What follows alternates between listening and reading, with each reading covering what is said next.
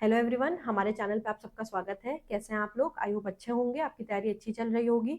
तो जैसा कि आपको पता है कि हम यूपी ट्रिपल एससी PYQs की श्रृंखला में पॉलिटी के क्वेश्चंस देख रहे हैं, जिसमें आज हम देखेंगे संघीय कार्यपालिका और विधायिका के क्वेश्चन। ये इसका पार्ट 4 है। इसके पहले भी 3 पार्ट में हमने इसके क्वेश्चन देखे हैं, तो आप उसको जाइए और शुरू से देखिए और इन क्वेश्चंस को बहुत ध्यान से देखिए, क्योंकि आगामी आने वाली लोअर पीसीएस की वैकेंसी में भी ये प्रश्न सहायक होंगे, क्योंकि अब की बार लोअर पीसीएस का एग्जाम यूपी ट्रिपल एससी आयोग ही करवाएगा। तो उनके भी जो प्रश्न होंगे उनका स्तर यही होगा। तो पढ़िए क्वेश्चन को अच्छे से और ये आइडिया लगाइए कि आप अपनी तैयारी किस दिशा में कर सकते हैं। तो चलिए सबसे पहला क्वेश्चन देखते हैं। संसद सदस्य को शपथ कौन दिलाता है? तो संसद सदस्य को शपथ दिलाते हैं भारत के राष्ट्रपति। संविधान के अनुच्छेद 99 के तहत संसद के प्रत्येक सदन का सदस्य अपना स्थान ग्रहण करने से पहले राष्ट्रपति या राष्ट्रपति के द्वारा नियुक्त इस कार्य के लिए राष्ट्रपति ने इस कार्य के लिए जिस भी व्यक्ति को नियुक्त किया है उसके समक्ष शपथ या वो प्रतिज्ञान लेता है और उस पर हस्ताक्षर करता है। और संविधान की तीसरी अनुसूची में शपथ का प्रारूप दिया हुआ है। या आप याद रखेंगे, ये इंपॉर्टेंट है कि शपथ का प्रारूप कौन सी अनुसूची में दिया गया है। ये तीसरी अनुसूची में दिया गया है। राष्ट्रपति शासनाधीन राज्य का बजट किसके समक्ष प्रस्तुत किया जाता है? राष्ट्रपति शासनाधीन। राष्ट्रपति शासनाधीन का तात्पर्य यहाँ पे इससे है कि अगर किसी राज्य में आपातकाल की स्थिति हो गई है तो वहां पे राष्ट्रपति शासन लगा दिया जाता है। तो उस राज्य का बजट किसके सामने प्रस्तुत किया जाता है? तो उस राज्य का बजट प्रस्तुत किया जाता है लोकसभा के सामने। ठीक है, देखिए अनुच्छेद 356 के तहत राज्यों में संवैधानिक तंत्र की विफलता के कारण आपातकाल को क्या बोला जाता है? राष्ट्रपति शासन कहा जाता है। उपयुक्त स्थिति के लिए संविधान में आपातकाल शब्द का प्रयोग नहीं किया गया है। अगर राज्य में आपातकाल की स्थिति होती है या संवैधानिक तंत्र की विफलता होती है तो राष्ट्रपति शासन लगता है। ठीक है, और अगर पूरे भारत में लगेगा तो वो आपातकाल होगा, लेकिन अगर किसी राज्य में लगेगा तो वो राष्ट्रपति शासन होगा। जब किसी राज्य में राष्ट्रपति शासन लागू हो जाता है तो राष्ट्रपति राज्य विधानसभा को विघटित और निलंबित कर सकता है। इसके अतिरिक्त वो राज्य सरकार के कार्यों को अपने हाथ में ले सकता है और ये घोषणा करता है कि संसद राज्य विधायिका की शक्तियों का प्रयोग करेगी। अतः राष्ट्रपति शासन के दौरान राज्य का बजट लोकसभा में प्रस्तुत किया जाएगा। डैश एक ऐसा सवाल है जो प्रश्नकाल में पूछा जाता है जब सदस्य को सदन में मौखिक उत्तर की आवश्यकता होती है और इसके परिणाम स्वरूप जिस पर पूरक प्रश्न पूछा जाता है। तो ऐसे प्रश्न कौन से होते हैं? तारांकित प्रश्न, गैर सरकारी सदस्य को संबोधित प्रश्न, अल्प सूचना प्रश्न या अतारांकित प्रश्न। तो इसका उत्तर होगा तारांकित प्रश्न। संसद में पूछे जाने वाले ऐसे प्रश्न जिसका उत्तर मौखिक रूप से दिया जाता है उसको क्या बोलते हैं? तारांकित प्रश्न कहते हैं। तारांकित प्रश्नों के साथ अनुपूरक प्रश्न भी पूछे जा सकते हैं और जिन प्रश्नों का उत्तर लिखित रूप से दिया जाता है उनको क्या बोलते हैं? अतारांकित प्रश्न बोलते हैं। निम्न में से कौन सा भारत में निर्वाचित प्रतिनिधियों का एक संसदीय विशेषाधिकार है? संसद में बोलने की स्वतंत्रता, संसद में कुछ भी कहना या उनके द्वारा दिए गए किसी मतदान के संबंध में गिरफ्तारी से मुक्ति, जब सदन चालू है तो एक गवाह के रूप में भाग लेने से छूट, ये सभी विशेषाधिकार दिए जाते हैं निर्वाचित प्रतिनिधियों को। तो इसका उत्तर क्या होगा? ए, बी और सी। भारतीय संविधान के भाग 5 और अनुच्छेद 52 से 51 तक में संघ का वर्णन है। अनुच्छेद 105 में संसद के सदनों की तथा उनके सदस्यों और समितियों की शक्ति, विशेषाधिकार आदि का वर्णन है। इसके अनुसार भारत में निर्वाचित प्रतिनिधियों का संसदीय विशेषाधिकार क्या क्या है? कि संसद में वाक्य की स्वतंत्रता, संसद में उनकी किसी समिति में संसद के सदस्य द्वारा कही गई किसी बात या किसी मत के संबंध में उसके विरुद्ध किसी न्यायालय में कोई भी कार्यवाही नहीं की जाएगी। संसद के प्रत्येक सदन के सदस्यों, समितियों की शक्तियां, विशेषाधिकार व उन्मुक्तियों में समय समय पर संशोधन भी होता रहता है। और संसद की कार्यवाही शुरू होने से 40 दिन पहले तथा कार्यवाही समाप्त होने के 40 दिन बाद संसद के सदस्यों को किसी सिविल मामलों में गिरफ्तार नहीं किया जा सकता है। आप ये अब ध्यान रखेंगे कि किसी भी सिविल मामले में गिरफ्तार नहीं किया जा सकता है, या छूट आपराधिक मामलों में नहीं है। ठीक है, यही इसमें मेन डिफरेंस है कि सिविल मामलों में गिरफ्तार नहीं किया जाएगा, लेकिन अगर कोई आपराधिक मामला है तो उसके साथ ऐसा नहीं होगा, उसमें उनको गिरफ्तार किया जा सकता है। संसद सदस्य को अधिवेशन के दौरान अध्यक्ष या सभापति की अनुमति के बिना न्यायालय के समक्ष साक्षी के रूप में उपस्थित होने के लिए विवश नहीं किया जा सकता है। निम्न में से कौन सा केंद्र की कानून बनाने के अधिकार के संबंध में सही है। संसद किसी भी देश के साथ किसी भी संधि या अंतर्राष्ट्रीय समझौते को लागू करने के लिए पूरे या भारत के राज्य क्षेत्र के किसी हिस्से के लिए कानून बना सकती है। बिल्कुल सही बात है ये। इस उद्देश्य के लिए संसद द्वारा पारित किसी भी कानून को राज्य सूची में उल्लिखित विषय से संबंधित होने के आधार पर अवैध नहीं ठहराया जा सकता है। ये भी बिल्कुल सही है। तो इसका उत्तर क्या होगा? ए और बी दोनों ही ठीक है। देखिए, भारतीय संविधान के अनुच्छेद 253 के अनुसार संसद किसी भी अन्य देश के साथ किसी भी संधि या अंतर्राष्ट्रीय समझौते को लागू करने के लिए पूरे भारत के राज्य क्षेत्र के लिए या किसी भी हिस्से के लिए कानून बना सकती है तथा इस उद्देश्य के लिए संसद द्वारा पारित किसी भी कानून को राज्य सूची में उल्लेखित विषय से संबंधित होने के आधार पर अवैध नहीं ठहराया जा सकता है। केंद्र को कानून बनाने के अधिकार क्या क्या है?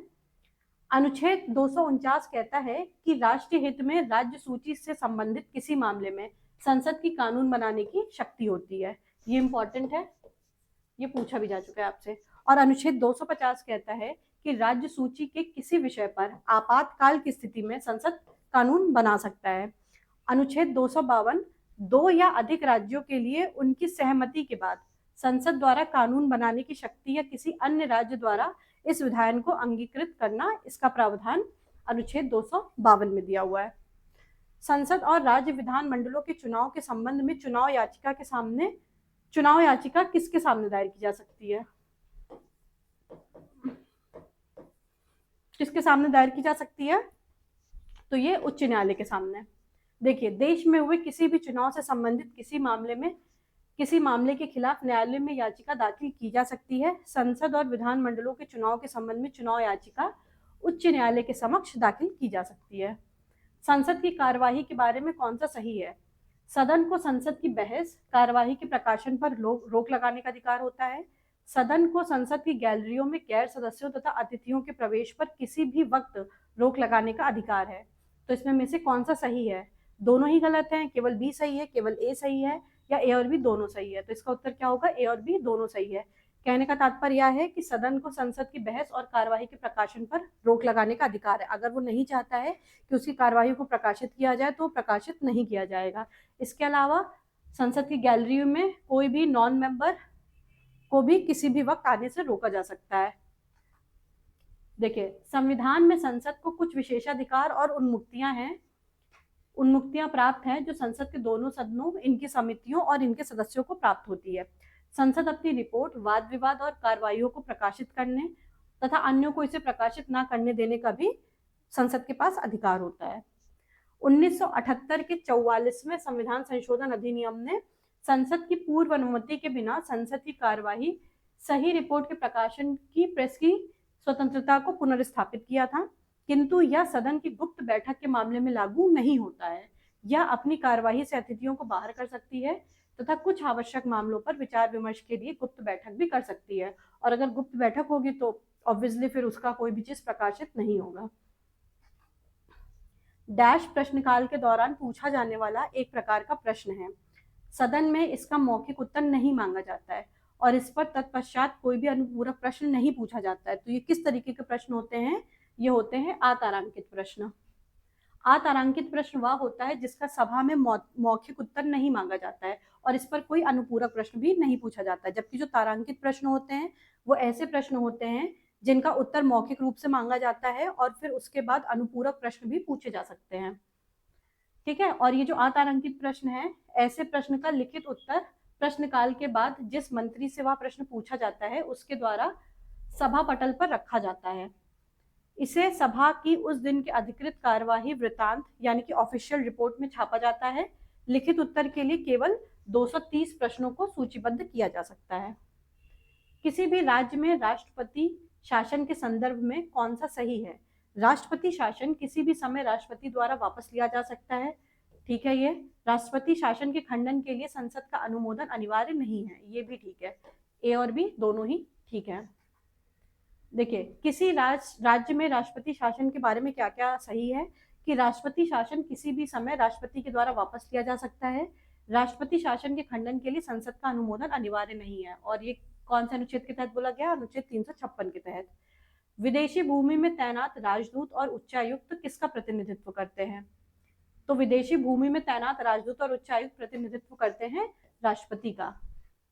भारतीय संघ का संवैधानिक प्रमुख होने के नाते राष्ट्रपति वैदेशिक क्षेत्र में भारत का प्रतिनिधित्व करता है।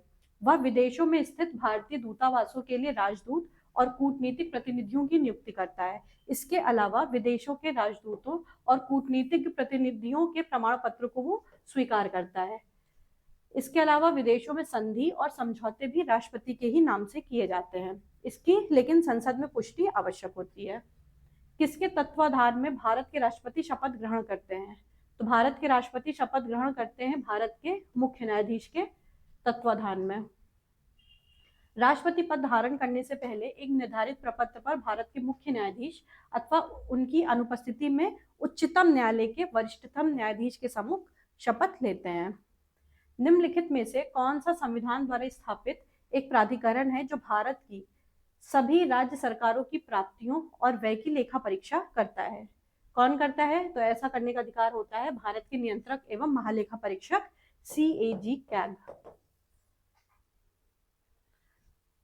और संविधान के अनुच्छेद 148 से 151 तक कैग का वर्णन किया गया है। यह भारत तथा प्रत्येक राज्य एवं प्रत्येक संघ राज्य क्षेत्र की संचित निधि से किए गए सभी व्यय विधि के अधीन हुए हैं कि नहीं, वो इस बात की पुष्टि करता है। और कैग को क्या बोलते हैं? सार्वजनिक धन का संरक्षक भी कहते हैं। सरकार को जनता का पैसा खर्च करने का अधिकार कौन देता है? कैग, लोकसभा, राष्ट्रपति या संसद? तो सरकार को जनता का पैसा खर्च करने का अधिकार देती है संसद।